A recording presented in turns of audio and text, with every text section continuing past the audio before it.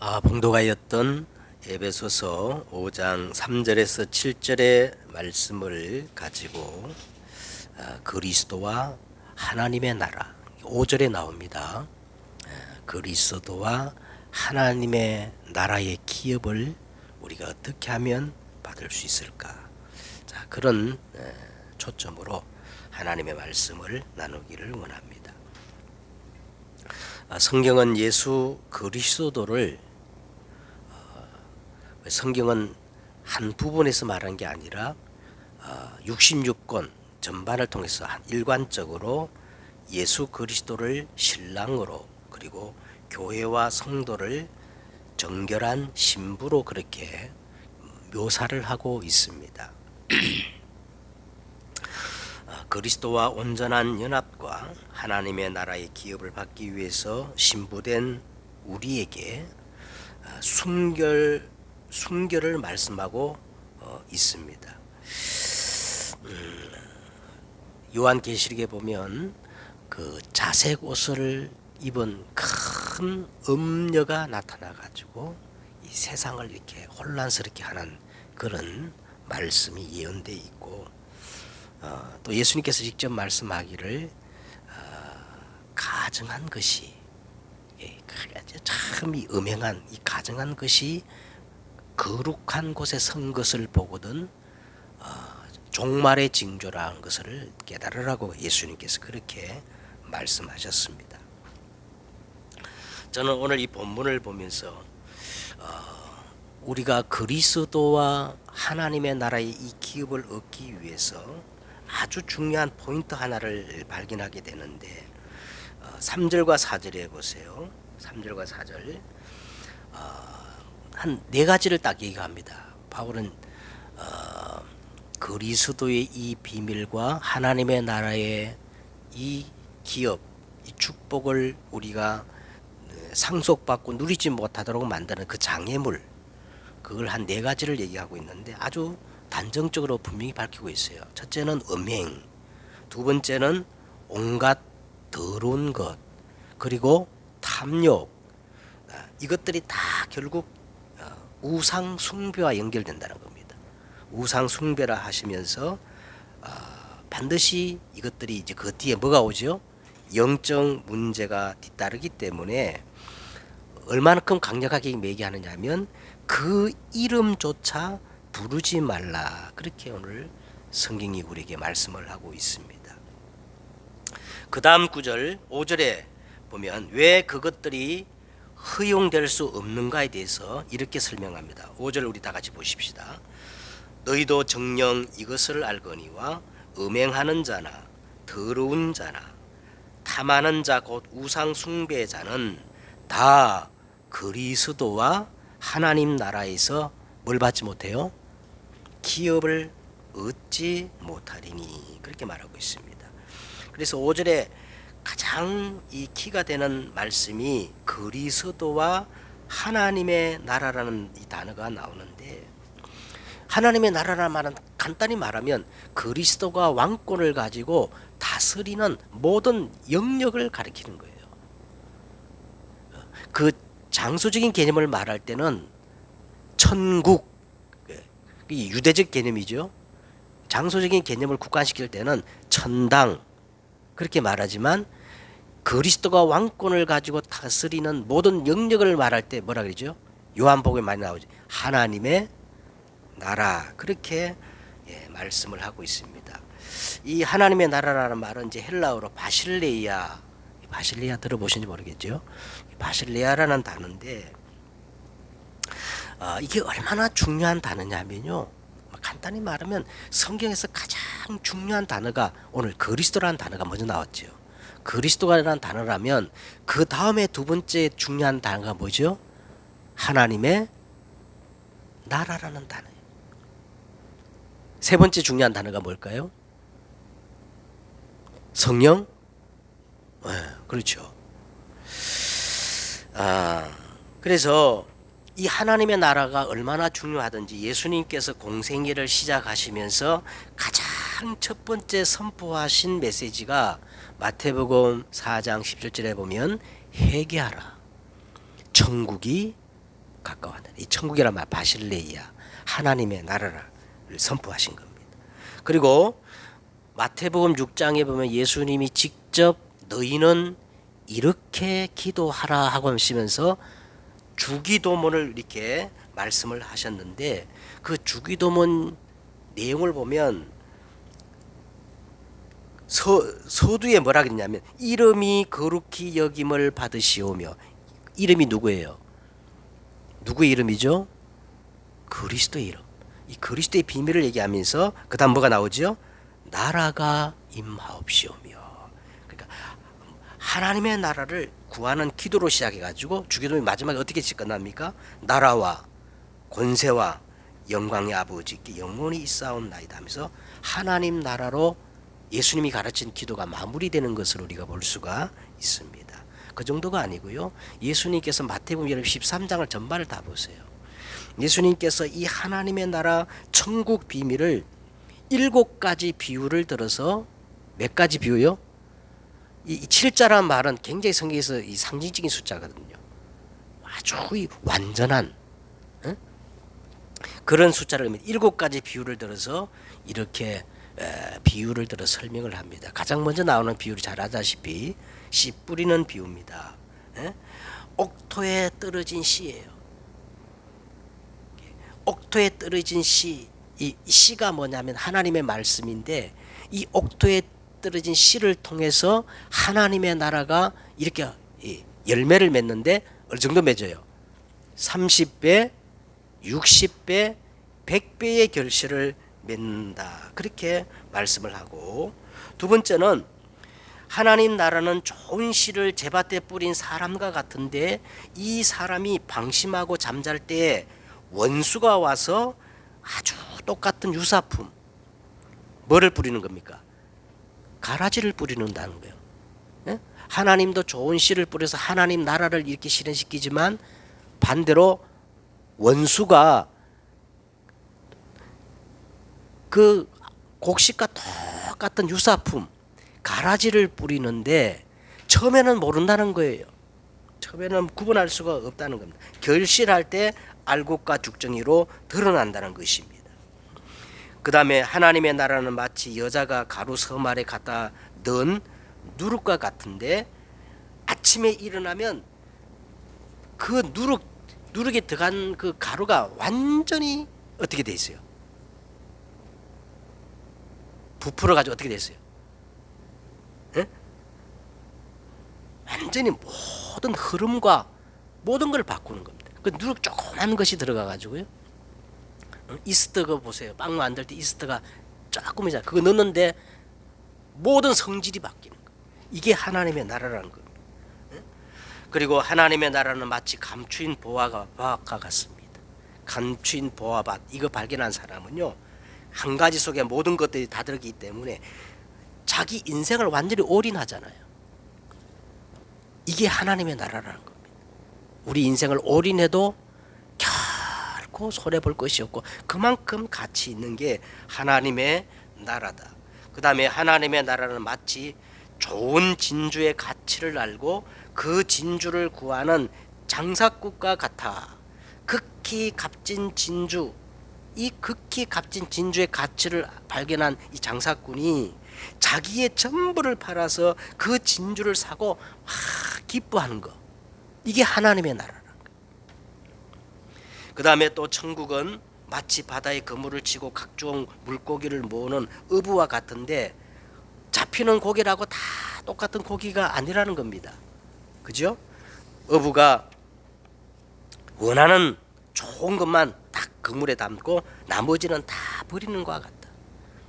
예수님께서 7가지, 그 다음에 또 예수님이 7가지 비유를 듣고 말씀하시고, 또 예수님께서 공생애를 보면은 뭐 많은 기사와 이적을 행하셨잖아요. 이것도 전부 성경을 자세히 보면 하나님 나라를 증거함에 있는 겁니다. 증거함에. 그리고 마태복음 12장 28절에 보면 너희가 성령을 힘입어 귀신을 내어 쫓는 것이면 하나님의 나라가 너희 속에 임하였느니라. 하나님 나라 임하였. 그런데 이 하나님의 나라가 임해야 결국은 뭐가 무너진다는 거예요. 흑암, 강한 자 흑암이 무너지는데 이 비밀이 없다면 너와 나의 아무 상관이 없다. 이 정도로 예수님께서 하나님 나라를 말씀을 하고 있습니다. 자, 결론적으로 말씀을 드리면요, 예수님이 마지막 십자가에 죽으시고 3일 만에 부활하셔서 40일 동안 제자들을 감람산에 모시고 집중하여 말씀하신 내용이 뭐예요? 하나님 나라의 일이라 그랬어요. 이건 좀 더 의미가 있는 겁니다. 그냥 단순히 하나님 나라가 아니고 하나님 나라의 일에 대해서 40일 동안 말씀을 하셨다. 그러니까 예수님의 처음과 마지막 공생의 전반을 거쳐서 하나님 나라의 일을 말씀을 하신 거예요. 그래서 하나님의 절대 계획은 하나님 나라의 실현이며 예수 그리스도가 이 땅에 오신 목적이 뭐냐? 하나님의 나라이며 우리의 모든 신앙의 궁극적 목적을 말한다면요, 사실은 하나님의 나라입니다. 우리가 왜 예수 믿고 신앙생활 하느냐? 신앙의 궁극적인 목적이 뭐라고요? 하나님의 나라. 우리가 이 땅에 태어나서 하나님의 백성, 하나님의 자녀가 되어서 하나님 나라를 먼저 내가 누리고 이 어둠이 흑암이 가득한 이 땅에 하나님의 나라를 실현시키고 확장시키며 살다가 이 땅을 떠나는 날 저 영원한 새로운 새 하늘과 새 땅, 이걸 이제 신천신지라 그러죠.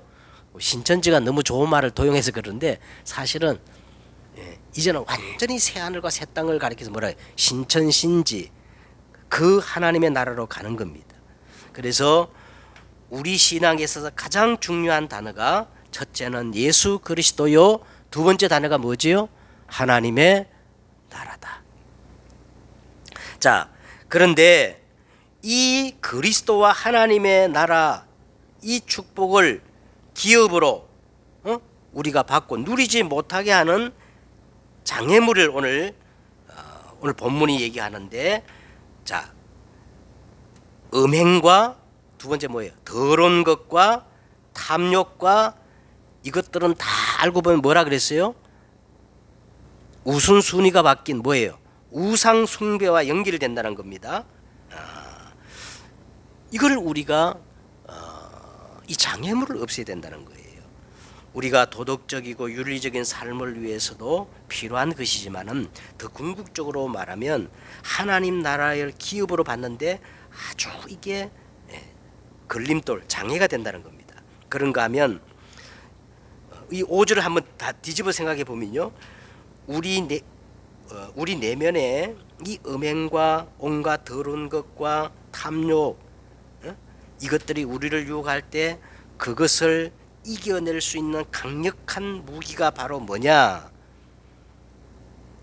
오늘 본문에서 답을 찾는다면 하나님 나라에 대한 자각과 하나님의 나라에 대한 소망, 이것이 있는 사람은 넉넉히 불이듯 일어나는 우리 내면의 음행과 온갖 더러움과 탐욕, 복음보다 앞서가는 이 우상들을 넉넉히 이기고 승리할 수 있는 힘을 가지게 된다는 거죠. 자, 왜 사람들이 막 사느냐? 여러분, 세상 사람들이 막 살잖아요. 왜 막 사느냐? 결국은 한 가지예요. 자신이 자기 인생의 주인이라고 생각하고, 그 다음에 뭡니까? 이 세상 모든 것들이 죽으면 뭐 하나님 나라가 어디 있어? 그냥 끝이라는 겁니다. 그러기 때문에 막 사는 거예요. 네? 여기에 대해서 요한일서 3장 1절과 3절에 지난주에도 말씀드렸습니다마는 성경은 이렇게 말합니다. 보라, 아버지께서 우리에게 어떠한 사랑을 베푸사 하나님의 자녀라 일컬음을 받게 하셨는가. 그럼 우리가 그러하도다. 그러므로 세상이 우리를 알지 못하면 우리 안에 계신 그리스도를 알지 못합니다. 사랑하는 자들아, 우리가 지금은 하나님의 자녀라. 장래에 어떻게 될지는 아직 나타나지 아니하였으나 불온간에 그리스도가 나타나시면 우리가 그리스도와 같이 될 줄 확실히 아는 것은 그의 참모습을 그대로 볼 것이기 때문이니. 그래서 이렇게 말해요. 주를 향하여 이 소망을 가진 자마다, 주를 향하여 이 소망을 가진 자마다 그의 깨끗하심과 같이 자기를 깨끗하게 하느니라. 장차 재림하실 그리스도 그 부분으로 말미암아 완성될 그 하나님의 나라를 소망하고 그 하나님의 나라를 꿈꾸는 사람들은 막 세상을 막 살 수가 없다는 거예요. 그의 깨끗하심과 같이 자기를 깨끗하게 하느니라. 다시 말하면 순결하고 정숙한 이 정절을 지킨 신부가 되어서 깨끗하게 살려고 몸부림을 친다는 겁니다. 그리고 하나님의 나라를 향한 이 소망이 결국은 모든 유혹을 뿌리치고 죄와 싸울 수 있는 능력이 된다는 겁니다. 저는 가만히 생각해 보니까 오늘날 우리 세계 그리고 한국교회 위기는 다른 데 있는 게 아니라 이 하나님의 나라에 대한 소망이 희미해진 거예요. 여러분, 교회는 결코 세상 나라에 속한 기관이 아닙니다. 교회는 어디에 속한 기관이에요? 저 하나님의 나라에 속한 기관이거든요. 영적으로 거룩한 자색옷을 입은 음녀처럼 막 음행했어요. 경건의 모양은 있으나 경건의 능력이 없는 온갖 더러운 것을 추구합니다. 탐욕이 가득해요. 결국 사단이 역사할 수밖에 없는 우상 숭배에 빠져 있습니다. 교회가 말이에요. 교회가. 오늘 본문은 이 세상을 살면서 피해야 할 것 대표적인 세 가지를 언급했는데, 먼저 이 음행이라는 단어를 한번 우리가 정확히 짚고 나가야 돼요. 음행이라는 말은 헬라어로 프로레이아라는 단어인데요. 영어 프로노의 어원이 되는 말입니다. 프로노.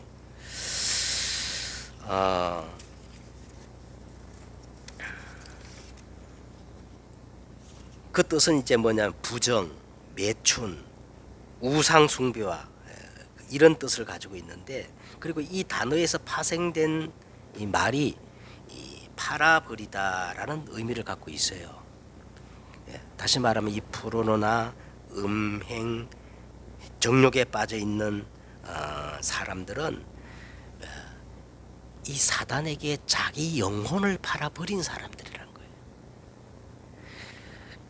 제가 볼 때는요, 이 음행이야말로 가장 이 하나님의 형상을 망가뜨리는 겁니다. 그것은 순결을 팔아버리는 행위입니다. 그 다음 이제 나오는 이 더러운 것, 온갖 더러운 것, 이 말은 그 당시 이제 보면은 이 성적인 부도덕한 이런 것들을 관련해서 사용하는 단어였습니다. 그래서 이 음행이나 더러운 것은 유사한 단어고, 마지막 이제 탐욕이라는 단어는요, 점점 더 가지려는 이 마음 상태, 조금만 더 점점 더 가지려는 이 마음 상태를 탐욕이다, 이렇게 말씀을 드릴 수가 있어요. 그래서 오늘 저는 이 3절을 이게 3절을 계속 보면서 이제 어떻게 정리되느냐 하면은, 지금 우리가 지난 시간까지 계속 영적인 상태에 대해서 말씀을 나누었잖아요. 바울은 무려 15가지 은혜에 합당한 자의 그 윤리와 도덕적인 측면에서 15가지 덕목을 이렇게 말씀하셨는데, 사실 주목적은 그 윤리와 도덕의 목적이 있는 게 아니고 마귀로 틈을 주지 말며 하나님의 성령을 근심하게 하지 말라, 그 영적 상태를 지금 말하는 거예요. 자, 우리가 어떤 상태를 갖고 있느냐에 따라서 사단이 주는 영향을 받기도 하고, 내가 어떤 영적 상태를 가지고 있는 따라서 성령의 영향을 받고 있다는 겁니다. 그래서 바울은 이 최상의 영적 상태를 위해서 5가지를 언급했습니다. 첫째 뭐였죠? 진실입니다. 진실. 아까 우리 묵도 드릴 때요, 제가 보니까 거기도 이렇게 내용이 나오더라고. 정직한 자는 하나님과 통한다는 거예요. 그래서 우리의 가장 영적 상태가 뭐냐면 진실입니다. 진실. 거짓된 것을 버리고 진실 속에 있어야 돼요. 여러분, 어리석은 자는 그 마음에 이르기를 하나님이 없다 하도다. 그럼 뭐라 했어요? 그들은 그 마음이 부패하고 행실이 가증하여 선을 행하는 자가 하나도 없도다. 여러분, 하나님이 없다 하는 사람은 일단은요 다 거짓된 사람입니다. 진실하지 못한 사람이에요. 여러분, 우리가 정말 정직함과 진실함을 가지고 저 자연을 한번 보세요. 그게 어떻게 거저된 겁니까?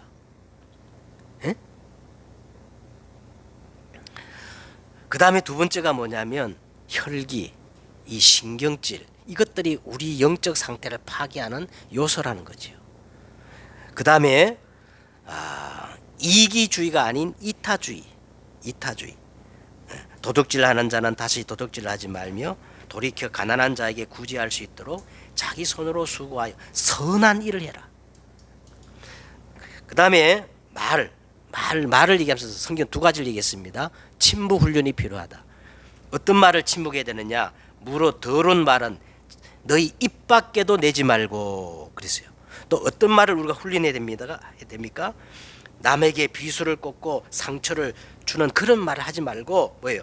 오직 덕을 세우는데 소용되는 대로 선한 말을 하며 듣는 자에게 은혜를 끼치는, 소금을 치듯 은혜를 끼치는 그런 말을 훈련해라. 우리가 지난 시간 다 말씀을 우리 봤던 내용입니다. 그 다음에 가장 마지막에 뭐였어요? 지난 시간에 사랑입니다. 사랑. 그냥 사랑이 아니고 사랑받는 자녀같이 너희는 하나님을 본받는 자가 되고 그리스도께서 너희를 사랑과 같이 너희도 사랑 가운데 행하라. 이는 우리를 위하여 자기를 버리사. 여기서 이제 하나님의 진품 사랑, 정품 사랑을 말하는데 오늘 성경은 이렇게 말했어요. 자신을 버리사 향기로운 제물, 그리고 희생 제물이라고 이렇게 말했어요. 이게 하나님의 정품 사랑이요, 진품 사랑이에요. 이게 최상의 영적 상태고 하나님의 정품 사랑이고 진품 사랑인데, 오늘 2절이 끝나자마자 오늘 3절부터 시작했잖아요. 이 3절부터는 곧바로 가짜 사랑, 사랑은 사랑인데 유사품 사랑이 나오는 거예요. 그 유사품 사랑이 뭐냐? 음행, 불온어, 불륜, 온갖 더러운 것, 탐욕. 이게 여러분 가만히 생각해 보세요. 이런 것들은 다 그 뿌리를 한번 보세요. 그 뿌리를 보면 전부 내가 좋아하는 거, 내가 갖고 싶어 하는 거, 내가 되고 싶은 거, 그게 사랑입니다. 여러분, 그 뿌리가 다 사랑이라니까. 예전에 우리 교회에 나왔던 분이 제가 설교를 준비하면서 생각나는 분이 있어요. 이분이 이제 여자분인데 전도를 받고 우리 교회에 나오면서 굉장히 말씀을 자꾸 들으면서 가책을 느끼는가 봐요. 그래서 어느 날 나에게 그런 말을 하더라고. 목사님, 내가 유부남을 지금 좋아하고 있고 서로 이렇게 사귀고 있는데 자기는 정말 진정한 사랑이라는 거예요. 그 남자를 정말로 사랑한다는 거예요. 그 자기 자신은 진짜 사랑이라는 거야.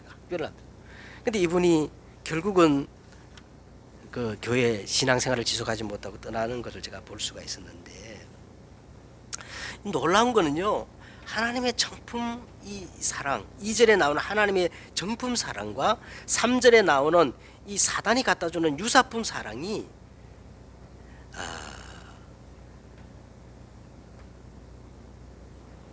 이게 비슷하다는 거예요. 자, 그러면 우리가 어떻게 구분할 수가 있느냐 하면, 자, 2절의 사랑, 하나님의 정품 사랑을 한번 보세요. 그게 보면은 그 이타주의입니다. 이기주의가 아니고 이타주의. 베푸는 사랑, 자기를 희생 제물로 드리는 사랑, 내어주는 사랑, 그 이타주의 사랑인데 반해 이 3절에 나오는 이 사단이 주는 이 사랑을 보면은 전부 자기 만족, 자기 욕심, 자기 정욕을 추구하는 사랑이라는 거예요. 그래서 우리는 이걸 한마디로 정욕이라고 하죠. 근데 이거는 반드시 뭐와 연결돼요? 우상과 연결돼요. 우상과. 왜 그러면 우리가 정품 사랑과 유사품 사랑을 구분해야 되느냐? 자, 우리가 이 사랑이 최고의 영적 상태인데 그 상태에 따라서 다른 영향을 받는다는 거예요. 자, 그 신약 성경에 보니까 이 사단 마귀 우두머리를 뭐라 그러죠? 바알세볼이라 그러잖아요. 바알세볼. 이 바알세볼은 가나안 땅에 사는 사람들이 풍요의 신을 섬겨요. 그리고 이 풍요의 이 다신을 상징하는 이 바알세볼 그걸 섬기는데 이 바알세볼이라는 뜻은 뭐냐? 파리 대왕이라는 뜻이 있어요. 파리 대왕. 쉽게 말하면 우리가 똥파리. 이 똥파리들이 어디에 몰려들어요? 악취나고 더럽고 냄새나는 거 이걸 좋아합니다. 그러나 깨끗하고 향기가 나는 아름다운 꽃에는 뭐가 몰려들지요? 네? 나비. 아름다운 나비. 그 마찬가지입니다. 우리가 정말 음행과 온갖 더러움과 탐욕으로 가득 차면 그 영적 상태를 가지면 누가 몰려들어요? 이 바알세볼 사단의 영향을 받지만 오늘 우리가 하나님의 진품 사랑 이 속에 들어가면 하나님의 나라가 이 속에 실현되어진다는 겁니다. 자, 그러면 우리가 추구해야 할 하나님의 나라는 어떤 것이 있을까요? 우리가 하나님의 나라라는 말을 굉장히 많이 흔하게 씁니다. 일반 교회에서는 사실 하나님의 나라라는 말을 많이 안 써요.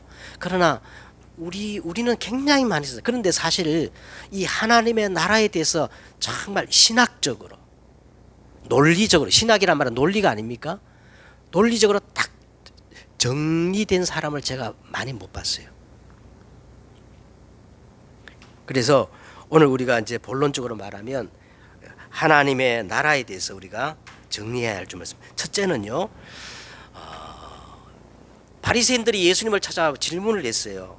예수님, 하나님의 나라가 어느 때에 임합니까? 그때 물을 때 예수님께 이렇게 대답했습니다. 하나님의 나라는 볼 수 있게 임하는 것이 아니요 또 여기 있다 저기 있다 하지 못하리니 하나님의 나라는 먼저 너희 속에 임하느니라. 자, 그러니까 가장 먼저 이 하나님의 나라가 하나님의 나라의 성격이 눈에 보이는 게 아니고 우리 내면 속에 임하는 겁니다. 내면 속에.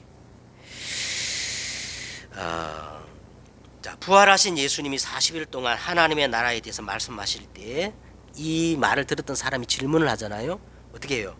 예수께 여쭈어 이르되 주여 주께서 이스라엘 나라를 회복하심이 이때니까 이르시되 때와 시기는 아버지께서 너희 고난해 주셔서 너희 알 바 아니요 오직 성령이 너희에게 마시면 너희가 권능받고 예루살렘 온 유다 사마리아 땅 끝까지 이르러 내 증인 되리라.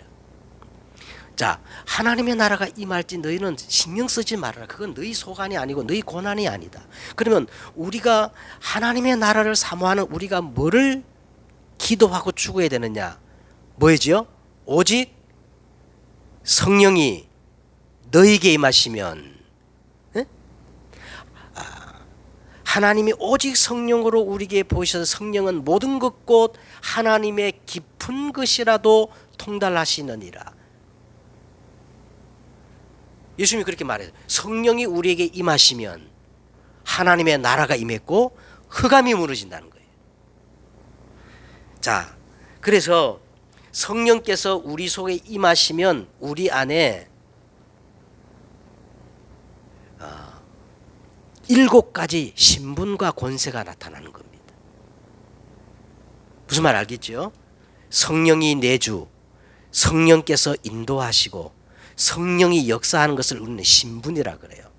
자, 이 신분을 우리가 회복하면 신분에 걸맞게 나타나는 권세인데, 첫째, 보좌의 축복.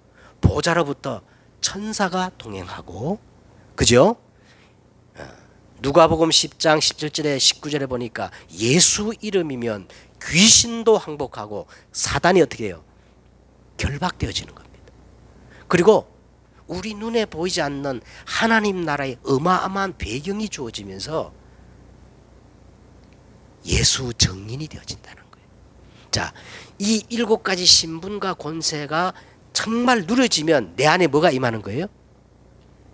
간단한 말로 하나님의 나라가 내 속에 임하는 겁니다. 가장 1차적인 하나님의 나라는 먼저 내 속에 임해야 되는 거예요.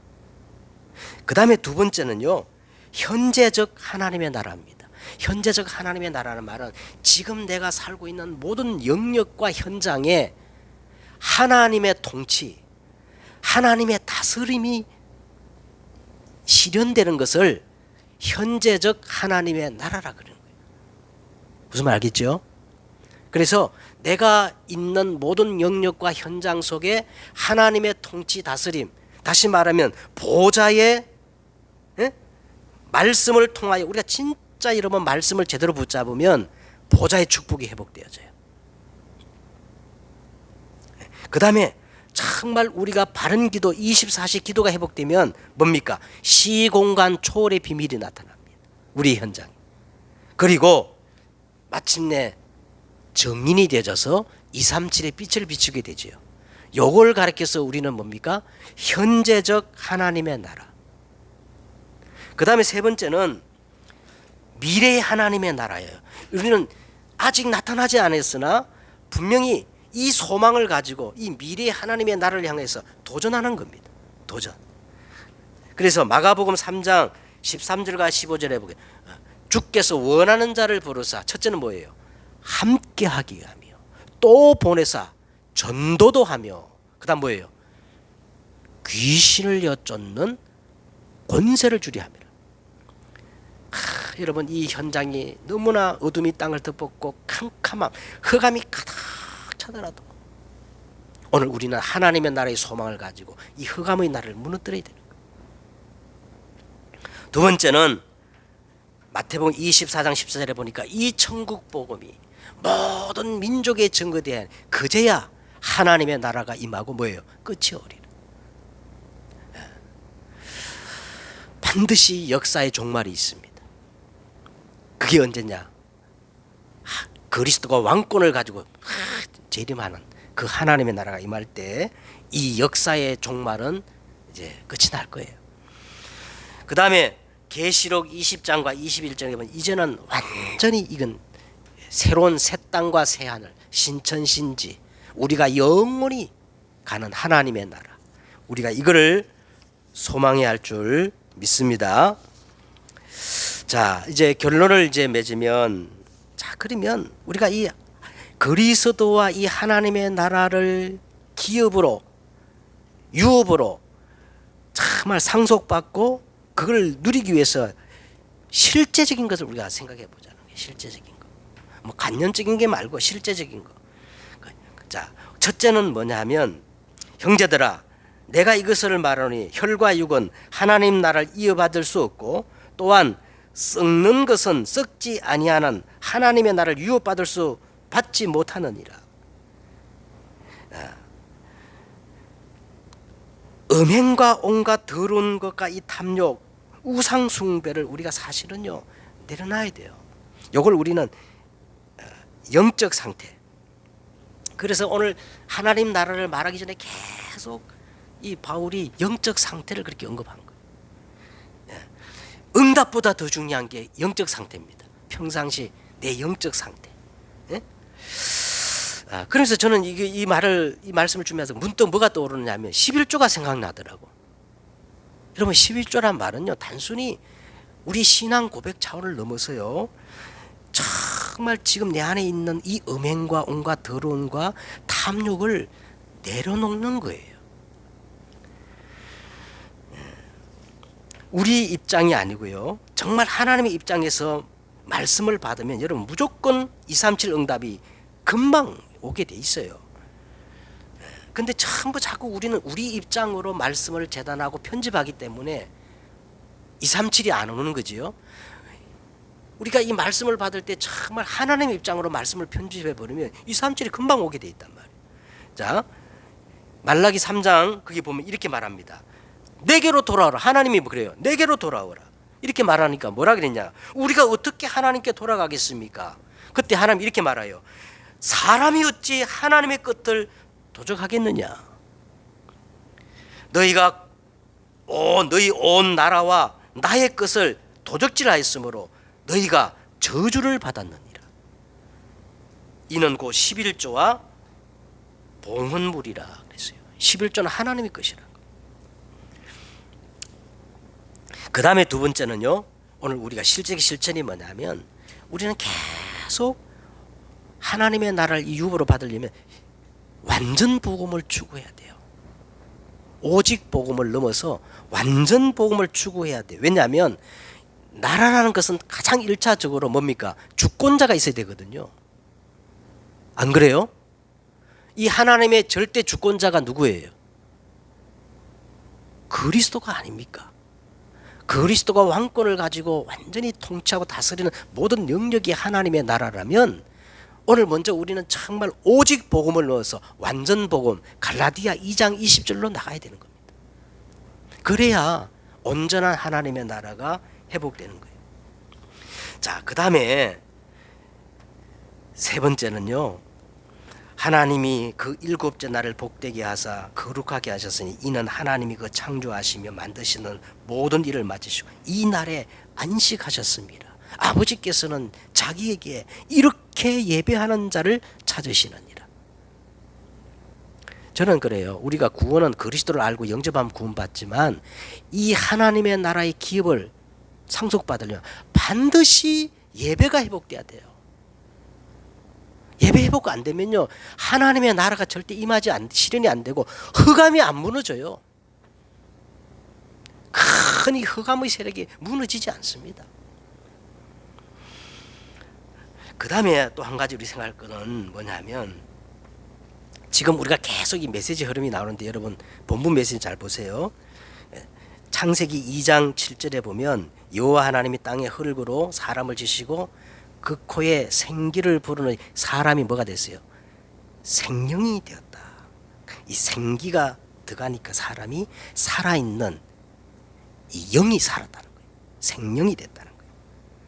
그 다음에 또 요새 계속 강조하는 말씀이 요한복음 20장 22절에 보면 예수님께서 부활하신 예수님이 제자들을 향해 가지고 이렇게 말합니다. 숨을 내쉬며, 호흡이죠. 숨을 후 내쉬며 뭘 받으라 그랬어요? 성령, 이게 생명이거든요. 성령을 받으라. 통하지 않습니까? 뭔가 통하지 않아요. 그 다음에 예수님께서 요한복음 3장 8절에 무식한 그 니고데모에게 이 구원을 설명하면서 이렇게 성령을 설명해요. 뭐라 그러냐면 바람이 임으로 불 때, 바람이 임으로 불매 내가 그 소리를 들어도 어디서 와서 어디로 가는지 알지 못하나니 성령으로 난 사람도요. 성령을 이 바람으로 비유하시는, 호흡, 숨, 바람 이렇게 비유하시는. 그 다음에 사도 바울도 고린도서 12장 13절 이렇게 말합니다. 우리가 유대인이나 헬라인이나 종이나 자유인이나 다 한 성령으로 세례를 받아 한 몸이 되었고, 참 기가 막힌 표현을 해요. 뭐냐면 또 한 성령을 마시게 하였느니라. 바울이 이런 표현을 해요. 성령을 마시게 했다는 거예요. 생기, 숨, 바람, 여러분 이런 걸 한번 종합해 보세요. 이게 이제 성경이 어디로 연결되냐면 기도로 연결되거든요. 그러니까 여러분 기도를 이렇게 하셔야 돼요. 기도는 영적 호흡입니다. 24 기도를 회복하셔야 돼요. 그래야 이 하나님의 나라가 실현되어지는 거예요. 하나님의 나라. 자, 그러면 이 하나님의 나라를 이제 우리는 뭐 25라 그러지 않습니까? 25는 인간의 영역이 아닙니다. 하나님의 성경을 보세요. 고린도서 4장 20절에 보니까 하나님의 나라는 말에 있는 것이 아니고 오직 뭐가 있다? 능력에 있느니라. 이 하나님의 나라는 구호가 아니요, 실제로 능력이라는 거예요. 그러니까 25란 말은 인간의 능력이 아니고 인간의 시간표가 아니라 하나님의 시간표예요. 인간의 시간표는 오직입니다. 근데 하나님 시간표는 뭡니까? 예? 오직 다음에 뭐예요? 유일성이 응답의 시간표가 오는 거예요. 그러면서 이게 재창조로 연결되거든요. 한 주간 여러분 하나님 나라를 사모하시고 이 하나님 그리스도와 하나님의 나라의 기업을 누리고 회복하는 여러분 되시기를 주의 이름으로 축원드립니다. 기도하겠습니다. 하나님, 오늘 우리가 복음을 수없이 들었지만 왜 그리스도의 이 비밀과 하나님의 나라의 이 기업 축복이 나타나지 않느냐? 우리 안에 숨겨져 있는 음행과 온갖 더러움과 탐욕과 복음보다 앞서가는 우상이 있음을 깨달았습니다. 오늘 우리가 이것을 인정하고 정말 이것을 내려놓고 하나님의 나라를 소망하는 저들이 되어지게 하옵소서. 주 예수 그리스도의 이름으로 기도드렸사옵나이다. 아멘.